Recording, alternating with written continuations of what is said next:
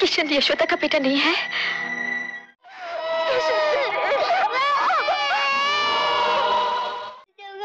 किशन, नहीं बेटे, नहीं।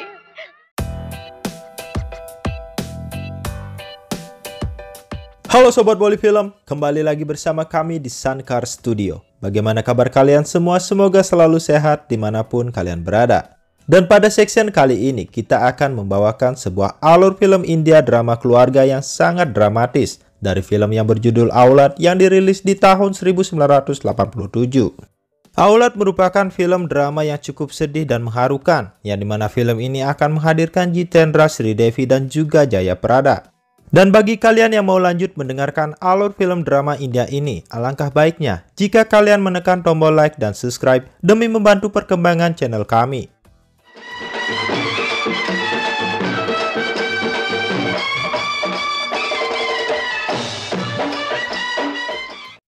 Seorang penari jalanan bernama Devaki yang diperankan oleh Sridevi pada suatu hari terjatuh dan menimpa mobil yang dimiliki oleh Anand, seorang pebisnis yang diperankan oleh Jitendra.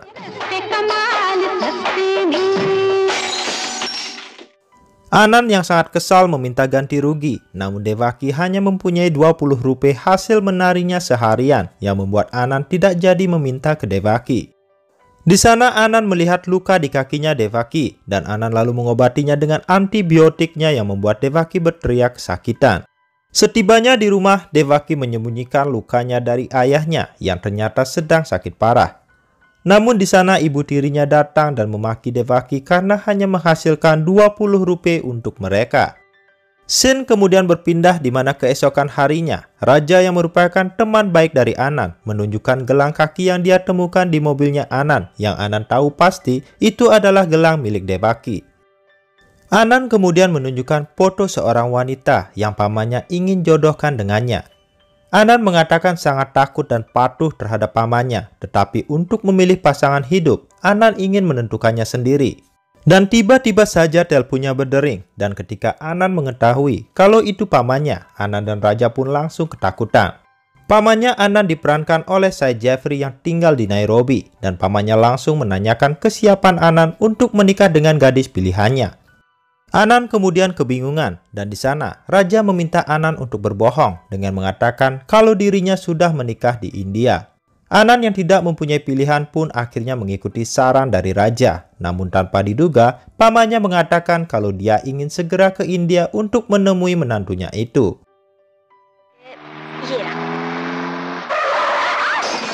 Ketika pulang dari kantornya, Anand yang kebingungan hampir menabrak Devaki yang sedang memungut uangnya di jalan. Dan Devaki yang terkejut langsung melemparkan tongkatnya ke mobilnya Anand. Di sana Devaki meminta maaf dan Devaki yang melihat luka di tangannya Anand lalu mengambilkan antibiotik di mobilnya Anand dan menyemprotkannya ke tangannya Anand. Anand pun berteriak kesakitan, tetapi Devaki malah tertawa sambil mengatakan kalau skor mereka imbang. Anand kemudian pergi dengan kesalnya dan di sana Devaki melihat sebuah dompet yang ternyata dimiliki oleh Anand. Keesokan harinya ibu tiri Devaki mengambil dompet miliknya Anand dari tempat tidurnya Devaki, yang membuat Devaki kesal dan mengambil paksa dompet itu kembali lalu pergi meninggalkan rumahnya. Sementara itu Raja yang duduk santai di rumahnya Anand tiba-tiba melihat pamannya Anand untuk pertama kalinya. Raja mengira kalau pamannya Anand adalah orang asing dan ketika mereka berkenalan, Raja langsung ketakutan dan bertekuk lutut meminta maaf kepada pamannya Anand. Singkat cerita, Anand pun datang dan mereka pun berpelukan. Namun setelah itu, pamannya langsung menanyakan keberadaan menantunya, yang tentunya membuat Anand dan Raja gugup bukan kepalang. Berbagai alasan Anand dan Raja buat, namun pamannya yang menyadari kalau ada yang tidak beres, lalu memberikan mereka waktu 5 menit untuk membawakan menantunya atau mereka akan mendapatkan hukumannya. Setelah 5 menit berlalu, tiba-tiba Devaki datang dan ingin mengembalikan dompetnya Anand. Dan di sana pamannya Anand yang melihat Devaki mengira kalau Devaki adalah menantunya. Pamannya Anand pun terlihat begitu bahagia melihat Devaki. Dia lalu mengatakan akan memberikan Devaki sebuah hadiah. Setelah pamannya Anand pergi, Anand lalu meminta tolong ke Devaki untuk bersandiwara menutupi kebohongannya dengan menjadi istrinya untuk 2 atau 3 hari ke depan. Di sana Anand mengatakan kalau pamannya sangat menyukai Devaki. Dan Anan takut kalau kebohongannya terbongkar, pamannya akan sakit hati dan terkena serangan jantung. Pamannya kemudian kembali dengan hadiah untuk Dewaki, dan setelah itu, pamannya meminta Dewaki memasak ayam kofta karena raja mengatakan kalau Dewaki sangat pintar membuatnya. Anan dan raja pun sangat ketakutan, apalagi mengetahui kalau Dewaki ternyata tidak bisa menggunakan blender. Ketika Dewaki menghidangkan ayamnya, Anan dan raja pun menutup matanya, dan tiba-tiba saja pamannya Anan mengatakan kalau dia sangat menyukai ayam kofta masakan dari Dewaki. Anan pun berdiri dan ikut mengambil ayam kofta buatan Dewaki, dan ketika dia memakannya, Anan langsung mengatakan, "क्या बात है? ये पुरानी आदत नहीं." Pamannya Anan tertawa karena itu merupakan kebiasaan Anan dari kecil dan Anan masih saja melakukannya. Selain itu, pamannya juga menceritakan kalau Anan ternyata tidak menyukai teh semenjak masih kecil. Keesokan harinya Dewaki pun keluar dengan perhiasan dan baju pemberian pamannya yang berhasil membuat Anan terperangah melihat kecantikan dari Dewaki.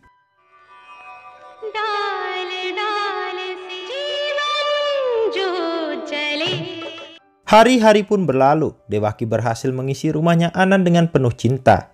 Dan pamannya Anan pun sangat bersyukur karena diberikan menantu seperti Dewaki. Singkat cerita, pamannya Anan pun harus kembali ke Nairobi, dan setelah pamannya berangkat, Dewaki langsung mengembalikan semua hadiah dan perhiasan pemberian pamannya Anan. Di sana Anan sangat berterima kasih kepada Dewaki. Anan lalu berusaha memberikan uang ke Dewaki. Namun tanpa diduga Dewaki malah menolaknya. Dewaki mengatakan kalau pamannya Anan telah memberikan cinta yang tulus kepadanya yang dia tidak pernah dapatkan dari orang sebelumnya. Dewaki yang pulang ke rumahnya tiba-tiba dihina habis oleh ibu tirinya yang mengira Dewaki telah melacur karena tidak pulang selama 3 hari. Di sana ayah Dewaki berusaha melindungi putrinya, namun ibu tirinya mendorong ayahnya hingga kepalanya terbentur dan tidak sadarkan diri.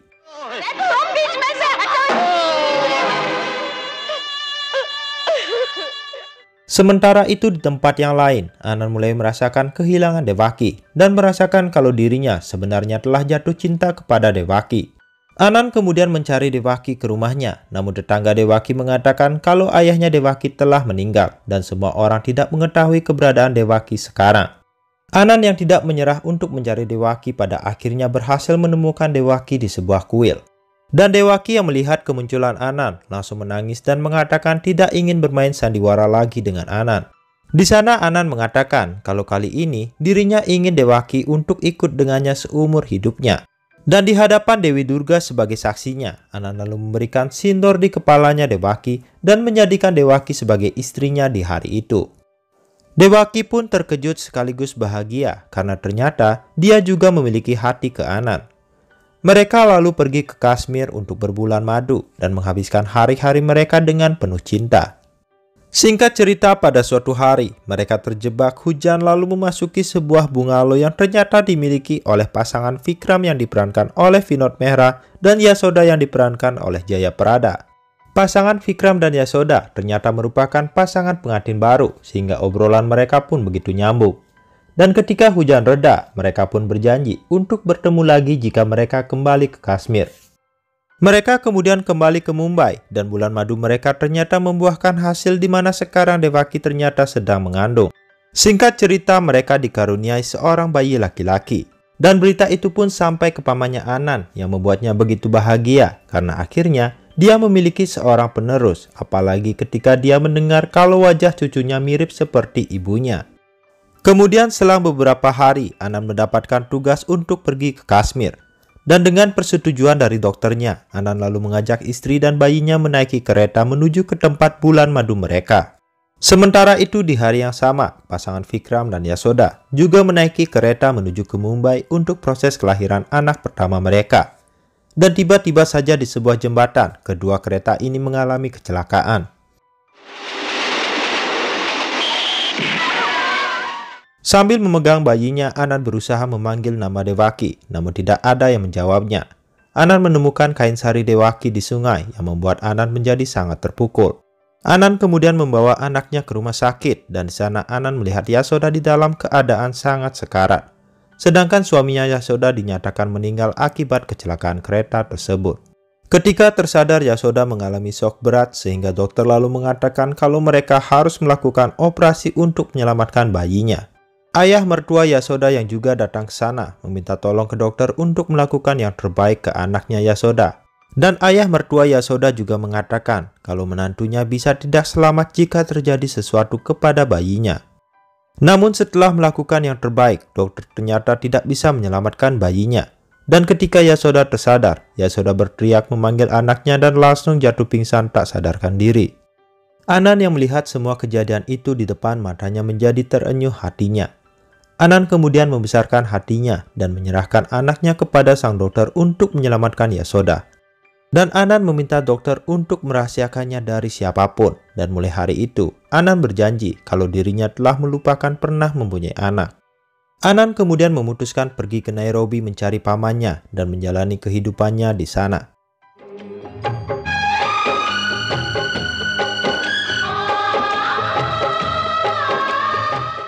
Dan singkat cerita, 4 tahun pun berlalu. Anan yang tinggal di Nairobi merasakan ada sesuatu yang hilang di dalam hidupnya. Anan kemudian memutuskan untuk kembali ke Mumbai, dan sebelum pergi, Anan diberikan sebuah kalung oleh pamannya yang dulunya dia rencanakan untuk diberikan kepada cucunya. Singkat cerita, di rumahnya Yasoda, seorang anak bernama Kisan mendengarkan suara bel pintu rumahnya berbunyi yang ternyata adalah Anan. Anan pun langsung menciumi dan memeluk Kisan dan membuat Yasoda yang melihatnya menjadi sangat terkejut. Anan mengatakan kalau dia lupa diri ketika melihat Kisan karena Kisan mengingatkan dirinya kepada anaknya yang telah meninggal.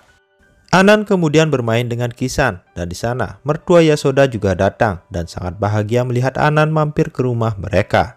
Dan setelah puas bermain dengan Kisan, Anan lalu berpamitan untuk pulang dan teman mertua Yasoda yang melihat ada pria asing di rumah mereka langsung bergosip dengan mertua perempuannya Yasoda. Keesokan harinya Anan kembali bertemu dengan Kisan di sebuah taman dan di sana Anan meminta izin ke Yasoda untuk memberikannya kalung pemberian pamannya ke Kisan. Yasoda pun dengan senang hati mengizinkannya karena merasa kasihan ke Anan telah kehilangan anak dan istrinya saat kecelakaan kereta tersebut. Pada hari itu ibu mertuanya Yasoda melihat Anan mengantarkan menantunya pulang dan dia pun mulai berpikiran negatif ke Anan. Keesokan harinya di sebuah pameran, Kisan tiba-tiba terlepas dari penjagaan ibu dan kakek dan neneknya. Dan Kisan yang sendirian langsung diambil oleh seorang preman. Untungnya kebetulan sekali Anan juga berada di pameran tersebut dan Anan yang melihat Kisan di dalam bahaya langsung menghajar preman-preman itu.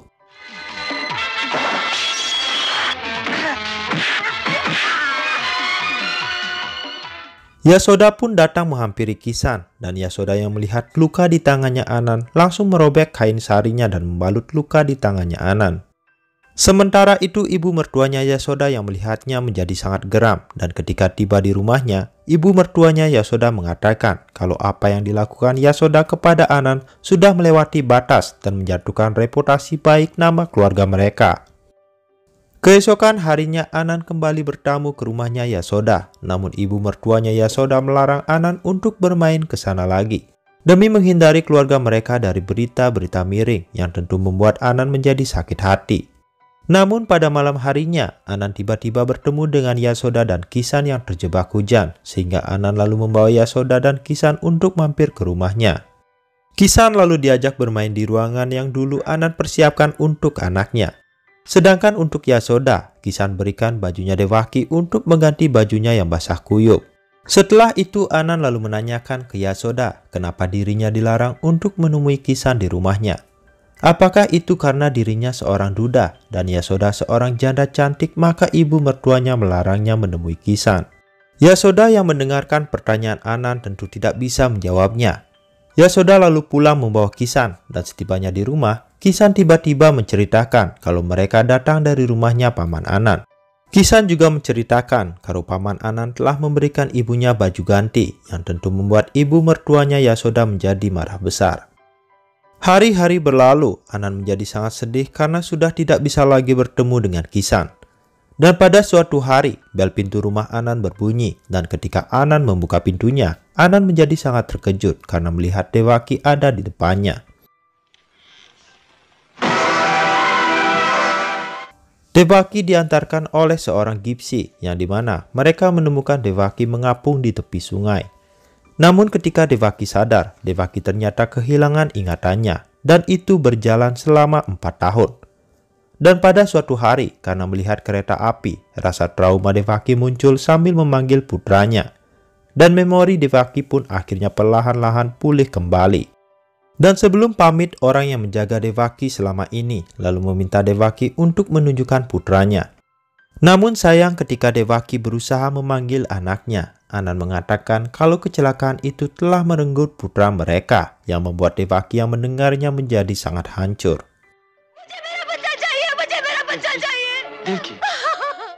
Keesokan harinya Devaki pun pergi bersembahyang ke kuil dan ketika hendak pulang, sandal Devaki ternyata dipakai seorang anak kecil yang tiada lain adalah Kisan. Devaki kemudian menghampiri dan mengobrol dengan Kisan dan Yasoda yang melihat Devaki masih hidup menjadi sangat terkejut. Mereka kemudian saling bercerita dan ketika sampai di rumah, Devaki pun menjadi sangat sedih karena kalau saja anaknya masih hidup, pasti anaknya sudah sebesar Kisan. Anand yang melihat kesedihan istrinya lalu mengatakan kalau mereka masih mempunyai kesempatan untuk mempunyai anak kembali. Singkat cerita, Anand membawa Devaki ke dokter kandungan. Namun mereka mendapatkan berita buruk karena kandungan Devaki sangatlah lemah akibat kecelakaan yang dialaminya dulu.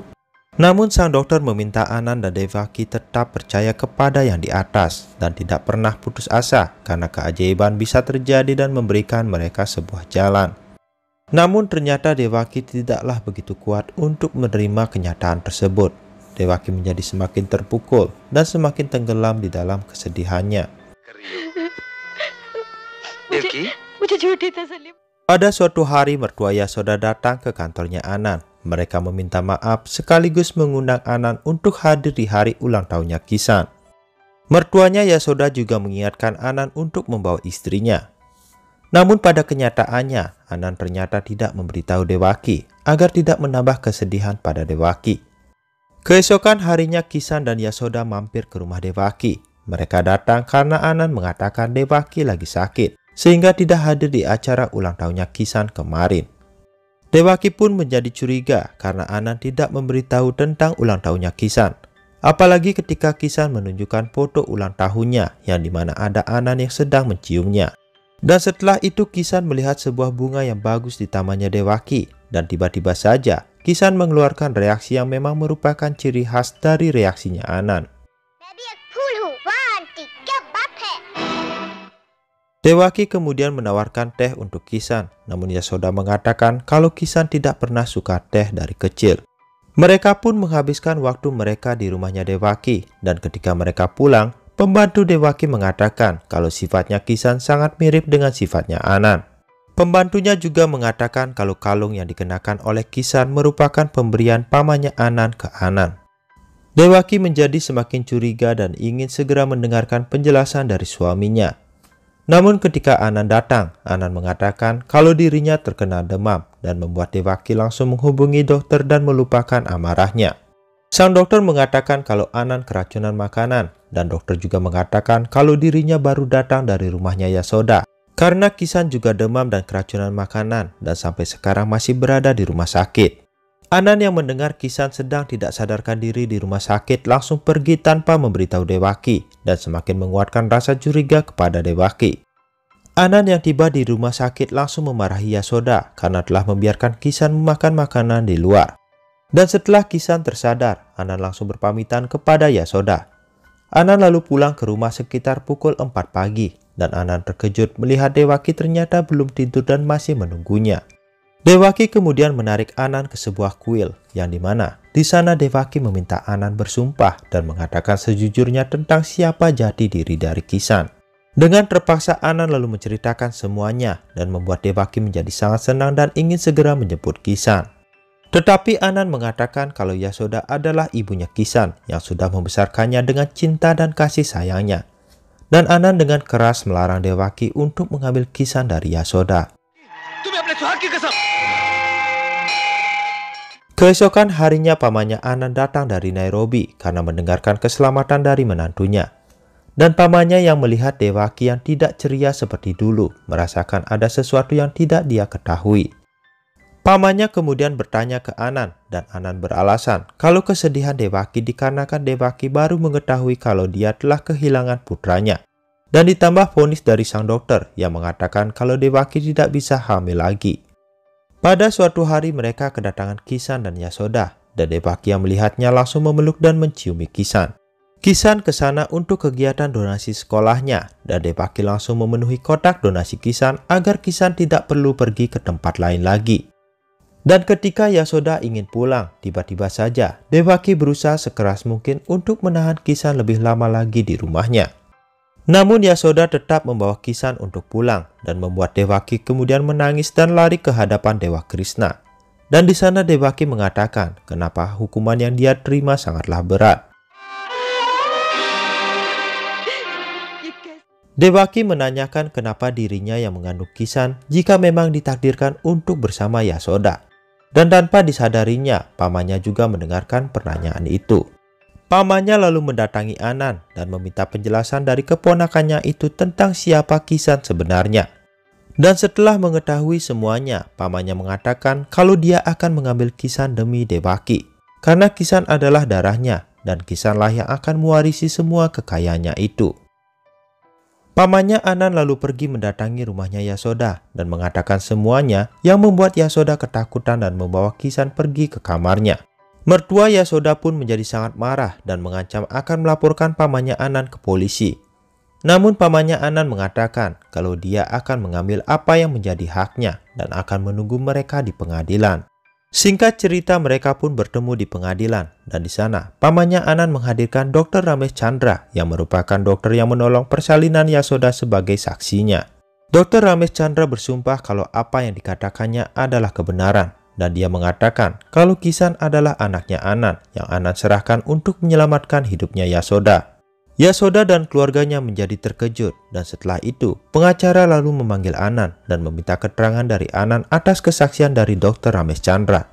Anan membenarkan semua yang dikatakan oleh Dr. Ramesh Chandra, tetapi Anan juga mengatakan kalau Yasoda adalah ibu dari Kisan. Karena Yasodalah yang telah menyusui dan membesarkan Kisan dengan penuh cinta dan kasih sayang. Yasoda kemudian dipanggil untuk dimintai keterangannya dan di sana Yasoda mengatakan kalau dia hanya mengetahui kalau Kisan adalah anaknya yang telah dia besarkan dengan penuh cinta. Yasoda kemudian memohon untuk jangan memisahkannya dengan Kisan dan tiba-tiba saja Yasoda jatuh pingsan karena tidak kuat menerima kenyataan tentang Kisan. Sang hakim pun harus mengambil keputusan yang sangat berat dalam perkara tersebut. Pengadilan bersimpati kepada Yasoda, tetapi sesuai dengan testimoni dan para saksi, maka Kisan akan diberikan kepada Anan. Singkat cerita, pamannya Anan dan pengacaranya lalu datang menjemput Kisan di rumahnya Yasoda, yang tentu di mana perpisahan itu sangat menyakitkan bagi Yasoda maupun Kisan.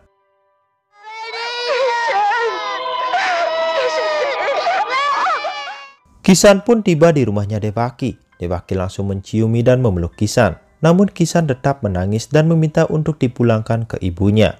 Sementara itu pamannya Anan yang mengemas barangnya mengatakan kalau dia sudah melakukan yang seharusnya, tetapi hatinya tiba-tiba merasa kalau dia telah melakukan kesalahan yang sangat besar.